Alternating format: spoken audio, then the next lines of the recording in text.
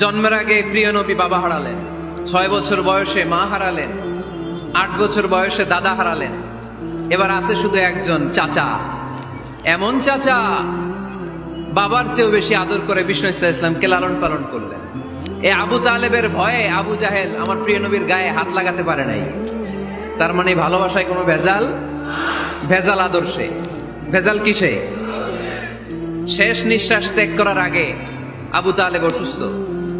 আবু জাহেল উতবা সাইবা একদিকে, আমার নবী আরেকদিকে।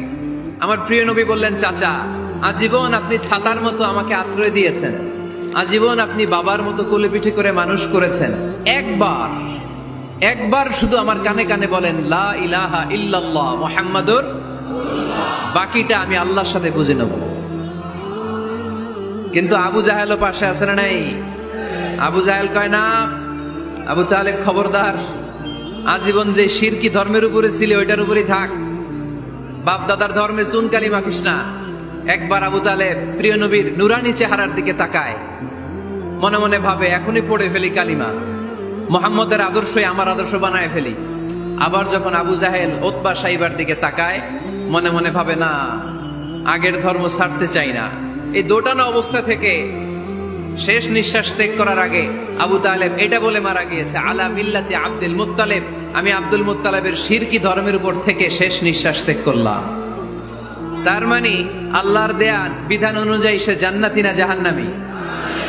শুধু যে নবীরে ভালোবাসছিল কোনো কাজে আসছে? কথা বলেন। তাহলে শুধু ভালোবাসা আমারে বাঁচাতে পারবে না। নবীর ভালোবাসার পাশাপাশি আমার নবীর আদর্শ জীবনে থাকার দরকার আছে না নাই? এজন্য আল্লাহ নবীর পরিচয় দিয়ে বললেন, মুহাম্মাদুর রাসূলুল্লাহি ওয়াল্লাযীনা মাআহু আশিদ্দাউ আলাল কুফফারি রুহামাউ বাইনাহুম। কোরআন আমাদেরকে বলে তোমাদের প্রিয় নবীর প্রথম পরিচয় তিনি রাসূলুল্লাহ সাল্লাল্লাহু আলাইহি ওয়াসাল্লাম, তিনি হলেন আল্লাহর রাসূল। তার সাথে যারা থাকে তারা কাফেরদের ব্যাপারে বজ্র কঠোর, মুমিনদের ব্যাপারে পুষ্পকোমল। সুবহানাল্লাহ পড়ে।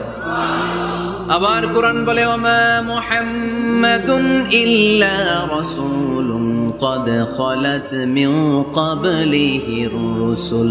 মুহাম্মদ রাসূল ছাড়া অন্য কেউ নন, তার আগে এরকম অনেক রাসূল দুনিয়ায় এসে আবার বিদায় নিয়েছে।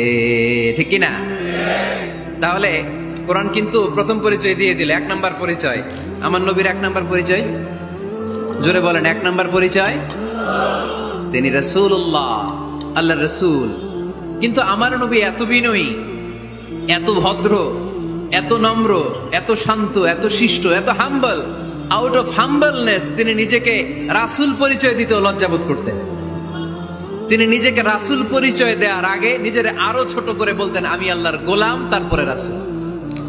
সুবহানাল্লাহ কইতে বললেন না? কত ভদ্র মানুষ, কত বিনয়ী মানুষ।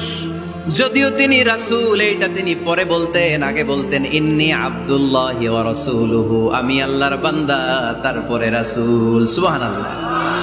ইন্নী আব্দুল্লাহ ওয়া রাসূলুহু, আমি আল্লাহর বান্দা এবং আল্লাহর রাসূল। আমরাও যখন আত্তাহিয়াতু পড়ি, শাহাদা বাক্য যখন পড়ি, আমরা পড়ি আশহাদু আল্লা ইলাহা ইল্লাল্লাহ ওয়া আশহাদু আন্না মুহাম্মাদান। একটা হলো আব্দুহু, আরেকটা রাসূলুহু। তিনি আল্লাহর আব্দ, গোলাম, দাস, আবার তিনি রাসূল। তিনি যখন দোয়া করতেন তিনি বলতেন, আল্লাহুম্মা ইন্নী আবদুক ওয়া ইবনু আবদিক ওয়া ইবনু আমাতিক। আল্লাহর কাছে দোয়া করতেন, কাঁদতেন আর বলতেন, আল্লাহ আমি আপনার গোলাম, গোলামের ঘরের গোলাম, বান্দির ঘরের গোলাম। আমার বাবা আব্দুল্লাহ আপনার গোলাম, আমার মা আমিনা আপনার বান্দি, আমার 14 গোষ্ঠী আপনার গোলাম। নাসিয়াতি বিয়াদিক, আমার মাথার চুলের ঝুঁটি আপনার হাতের মুঠোয়, আপনি ডানে টান দিলে আমি ডানে, আপনি বায়ে ঝাঁকুনি মারলে আমি বায়ে। সুবহানাল্লাহ পড়বেন না? কি বিনয়ী রাসূল। তারপরে ওইটা সেকেন্ড পর্যায়ে বলতেন, আগে বলতেন ইন্নী আব্দুল্লাহ, আমি আল্লাহর গোলাম, ওয়া রাসূল, এবং আল্লাহর রাসূল। সুবহানাল্লাহ পড়েন। তাহলে কোরআন প্রথম যে পরিচয় আমার প্রিয় নবীর পরিচয়টা দিল, সেটা হচ্ছে আমার নবী ছিলেন রাসূলুল্লাহ। আওয়াজ করে বলেন, তিনি কি ছিলেন? মুহাম্মাদুন রাসূলুল্লাহ। এটা কোরআনের ভাষ্য, আমার সাথে সাথে পড়েন, মুহাম্মাদুন রাসূলুল্লাহ। মুহাম্মদ সাল্লাল্লাহু আলাইহি ওয়াসাল্লাম হচ্ছেন আল্লাহর রাসূল। তবে তার জীবনের দুইটা ডাইমেনশন। এক ডাইমেনশনে তিনি গোলাম, কার? আর এক ডাইমেনশনে তিনি রাসূল, কার? তাহলে আমার নবীর প্রথম পরিচয় ক্লিয়ার। প্রথম পরিচয় কি? রাসূলুল্লাহ। আওয়াজ করে বলতে হবে, প্রথম পরিচয় কি? এবার কোরআনকে যদি বলি, কোরআন বুঝলাম তিনি নবী, রাসূল। রাসূল তার প্রথম পরিচয়। এবার তার আর কোনো পরিচয় আছে কিনা বলো? কোরআন বলে আছে। তিনি শুধু রাসূল না, তিনি শেষ রাসূল। তিনি শুধু নবী না, তিনি শেষ নবী। He is the last messenger. আদম আলাইহিস সালাম থেকে আরম্ভ করে ঈসা আলাইহিস সালাম পর্যন্ত নবী আসার যে ধারাবাহিকতা, এই ধারাবাহিকতা আল্লাহ তাআলা বিশ্ব নবীর মাধ্যমে ক্লোজ করে দিয়েছেন। ওনার পরে আর কোন নবী আসবে? ওনার পরে আর কোন রাসূল আসবে? এজন্য কোরআন বলে, মা কানা মুহাম্মাদুন আবা আহাদিম মির রিজালিকুম ওয়ালাকিন রাসূলুল্লাহি ওয়া খাতামান নাবিয়্যিন। খাতামান নাবিয়্যিন, he is the last messenger, শেষ নবী। তারপরে কোনো নবী নাই, তারপরে কোনো রাসূল নাই। এখন যদি কেউ দাবি করে আমি নবী, হ্যাঁ, কি চলবে? খালি মাইর চলবে, আওয়াজ ছাড়া। মাইর হবে, আওয়াজ হবে। মুসাইলামাতুল কাজ্জাব দাবি করছিল আল্লাহ রাসূল সাল্লাল্লাহু আলাইহি ওয়াসাল্লামের জামানায়, এসে বলে, মুহাম্মদ আর নবুয়া নিসফুন লি নিসফুন লাক, নবুয়তি অর্ধেক আমার, অর্ধেক তোমার, আমারটা আমারে বুঝায় দাও। আল্লাহ রাসূল বললেন, তুই তো খুবই খারাপ, তুই শুধু মুসাইলামা না, তুই মুসাইলামাতুল কাজ্জাব, তুই মিথ্যাবাদী ভণ্ড মুসাইলামা। আমার নবী যা করতো নবীরও কপি করতো, ফলো করতো। আমার নবী লোনা পানির কুয়ার মধ্যে ফু দিলে ওই লোনা পানির ওইটাকে মিঠা পানির কুয়া বানাই দিত কে? ও ওর এলাকায় এরকম করতো। লোনা পানির মধ্যে ফু দিলে আগে মানুষ যাও মুখে দিতে পারতো, এখন এটা মুখেও দিতে পারে না। আমার নবী নবজাতক বাচ্চার মাথায় হাত বুলাই দিলে মাথার চুল বেড়ে যেত। তো এই বেয়াদব ওর এলাকায় যে বাচ্চার মাথায় হাত বুলাই দিলে চুল বড় হওয়া তো দূরের কথা, ওই বাচ্চাগুলো ছিল আজীবন টাক মাথা। আবার আমার নবী ফু দিলে গাছের ফলন বেড়ে যেত, ও ফু দিলে গাছ মইরা শেষ। মির্জা গোলাম আহমদ কাদিয়ানী নাম শুনছেন? এই বেয়াদবটাও দাবি করছিল নবুয়তির। টয়লেটের ভেতরে ও পয়রা মরছে, মেথর দিয়ে ওরে টেনে টেনে উঠানো লাগছে। তাই আমার নবীর সাথে বেয়াদবি করলে ওর সাথে ছাড় নাই। চিল্লায় বলো ঠিক কিনা? শেষ নবী, ওনার পরে নবী নাই। ওনার পরে নবুয়তির দাবি করলে ওর খবর আছে। চিল্লায় বলেন ঠিক কিনা? এজন্য আল্লাহ বললেন তিনি হলেন খাতামুন নাবিয়্যিন। ওনার পরে আর কোনো নবী নাই। আমার নবী বলছেন, লা নাবিয়্যা বা'দি ওয়ালা রাসূলা, আমার পরে কোনো নবী নাই, আমার পরে কোনো রাসূল নাই। তবে লাউ কানা বা'দি নাবিয়্যুন লাকানা উমর, আমার পরে নবী হওয়ার যোগ্যতা যদি কারো থাকে, আমার ওমরের ওই যোগ্যতা আছে।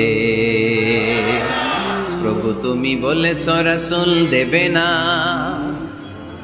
বলনি দেবে না ওমর, বলনি দেবে না হামজা তারিক, খালিদ বিজয় সমর। প্রভু তুমি বলেছ রাসূল দেবে না, বলনি দেবে না ওমর, বলনি দেবে না হামজা তারিক, খালিদ বিজয় সমর। প্রভু তুমি বলেছ রাসূল দেবে না, রাসূল দেবে না, এই কথাটা কার? আমার নবীর পরে আর কোন রাসূল তিনি দিবেন না। তিনি শেষ নবী, তিনি আখিরি নবী। সুবহানাল্লাহ পড়েন। আবার মুসলিম শরীফের বর্ণনায় বিশ্বনবী চমৎকার এক হাদিস বললেন। তিনি বললেন, মাসালি ওয়া মাসালুল আম্বিয়া মিন ক্বাবলি কামাসালি রাজুলিন বানা বাইতান, আমার দৃষ্টান্ত আর আমার আগের সব নবীদের দৃষ্টান্ত ওই ব্যক্তির মতো যেই ব্যক্তি একটি ঘর বানিয়েছে।